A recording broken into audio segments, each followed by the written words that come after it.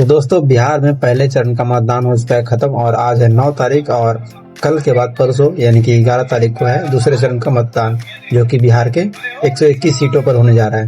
तो आप किस मुद्दों को लेकर के इसमें वोट देने के लिए जा रहे हैं? खास करके फिलहाल मेरे क्षेत्र में, जैसे कि मैं जहानाबाद से रहने वाला हूं, तो उधर में भी मतदान बाकी है और भी पटना में भी कई क्षेत्र में मतदान बाकी है और भी मतलब उधर के कई गया जिलों में, ऐसे आसपास के बहुत सारे जिलों में मतदान बाकी है, जो कि 121 सीटों पे होने जा रहा है।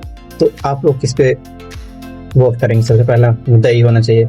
तो देखना है तो क्या, सबसे पहले रोजगार देखना है, क्योंकि पिछले 20 साल से इंडिया की सरकार चल रहा है। क्या रोजगार मिला है, नहीं मिला, सबको पता है, किसी से छुपा हुआ नहीं है।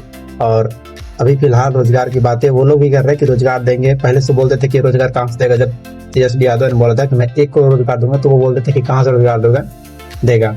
तो क्या हुआ था, 5 लाख नौकरी वो दिए 17 महीना में आकर के। अब कुछ लोग बोलता है कि मुख्यमंत्री नीतीश कुमार थे तो तेजस्वी यादव कैसे नौकरी दी? तो मुख्यमंत्री उससे पहले भी तो थे, उसके बाद भी थे। कितना नौकरी दी आप लोग जोड़ लीजिए, आप लोग आंकड़ा कैलकुलेट कर लीजिए। और इतने महीने वो 17 महीने में ही 5 लाख नौकरी को दिए थे। और उसके बाद भी उसी मुद्दे को लेकर के वो इस चुनाव में उतरे हैं कि मैं नौकरी दूंगा। तो उसी के बिहाफ पर नीतीश कुमार भी बोल रहे हैं कि 1 करोड़ नौकरी दूंगा। अब उनसे पूछा है कि आप 1 करोड़ नौकरी कहाँ से देंगे? जब पहले बोलते थे कि 1 करोड़ नौकरी कहाँ से देंगे, तो अभी भी तो उनसे सवाल होना चाहिए ना कि आप कहाँ से देंगे भाई।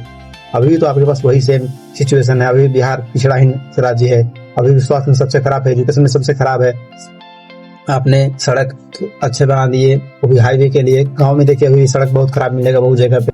तो उनका मेन मुद्दा है कि रोजगार देना, हर घर में 1 रोजगार देना। उनका ये कहना है कि मैं हर घर में 1 रोजगार दूंगा। अब वो कैसे करेंगे ये उनके ऊपर डिपेंडेंट है। सरकार बदलना इसलिए जरूरी है क्योंकि अगर एक ही सरकार को आप इतना ज्यादा मौका देंगे तो आप अपना बाप का वो पोती समझ लेता है। उसके बाद उसका जो मन करेगा वो करेगा, आपके लिए कुछ नहीं सोचने वाला है। तो सबसे पहला मुद्दा ये होता है सरकार बदलने का। उसके बाद है कि जंगल राज की बात करते हैं। अभी बीजेपी वाले, जेडीयू वाले और अभी चिराग पासवान सब लोग जंगल राज की बातें करते थे। जंगल राज आज से कब, जब हम लोग जन्म भी नहीं लिए थे, 2000 के आसपास वो चीज था, जब बिहार और झारखंड दोनों एक था, दोनों का आबादी बहुत ज्यादा था। उस टाइम वो जंगल राज की बातें करते, जो कि आज कौन सा मंगल राज है वो सब देख रहा है कि कौन सा मंगल राज। दिन दहाड़े कहीं भी गोली मार दिया जा रहा है। एक दिन में 3 दिन हत्या हुआ, दुलारचंद यादव का हत्या हुआ, फिर एक सब इंस्पेक्टर का हत्या हुआ, उसके बाद फिर एक किसान को मार दिया गया। 3 हत्या एक दिन में इलेक्शन के बीच में ऐसा हुआ है। और उसके बाद फिर क्या होता है कि ये लोग इसी के बिहाफ पर वोट मांगते हैं कि मैंने राम मंदिर बनवाया, मैंने ये बनवाया, मैंने धर्म के नाम पर इन लोग को वोट मांगना होता है कि मैंने ये बनवाया इसलिए मुझे वोट दो। लेकिन लालू यादव ने क्या किया था? लालू यादव ने भी वही सेम काम किया था कि दलितों और पिछड़ों को, वंचितों को जो कहीं बैठने नहीं दिया जाता था, कहीं बोले नहीं दिया जाता था, ना तो मंदिर में पूजा करने दिया जाता था, ना मंत्र पढ़ने तक का भी उसका अधिकार नहीं था। लेकिन उन्होंने वो सारी आवाजों को दिया, तो आज वो बोल पा रहे हैं, आज वो चल पा रहे हैं, आज वो हर कुछ में अपना भागीदारी को ले पा रहे हैं। लेकिन उन्होंने ऐसा कभी नहीं कहा कि मैं ये इसलिए मुझे वोट दो क्योंकि मैंने तुम्हें आवाज दी, कभी नहीं कहा होगा। लेकिन ये इसको देखो, बीजेपी वालों को मैंने राम मंदिर बनाया इसलिए तुम मुझे वोट दो, इनका यही मुद्दा होता है। तो इससे आप डिफरेंस पकड़ सकते हैं कि कौन क्या है नहीं। और उसके बाद क्या होता है कि तेजस्वी यादव ने हर घर रोजगार की बात किया है, इंडस्ट्रियल हब बनाने की बात किया है। और उसके बाद बिहार में जितने सारे चीनी मिल बंद हैं उन सारे चीनी मिलों को चालू करने का बात किया है, IT पार्क लाने का बात किया है, स्वास्थ्य व्यवस्था को सही करने का बात किया है, हर घर माई बहन योजना के तहत 2500 रुपया महीना देने का बात किया है। उसके बाद 200 यूनिट बिजली फ्री देने का बात किया है। इन सारे मुद्दों को लेकर के हम अगर बढ़ते हैं, 5 साल इनको मौका दिया जाएगा, ये भी नहीं काम करते, इनको भी हटा दिया जाएगा। हमारा कोई पार्टी घर तो नहीं चला रहा है भाई, ना तो हमारा बीजेपी, ना जेडीयू, ना आरजेडी, ना एलजेपी, कोई भी हमारा घर नहीं चला रहा है। हम इसलिए बदलाव चाहते हैं ताकि कुछ चेंज हो सके बिहार में। एक ही सरकार को अगर 20 साल, 30 साल, 50 साल मौका दिया जाएगा तो वो बिल्कुल अपना मनमानी को उतर जाएगा, जो कि अभी फिलहाल चल रहा है बिहार में।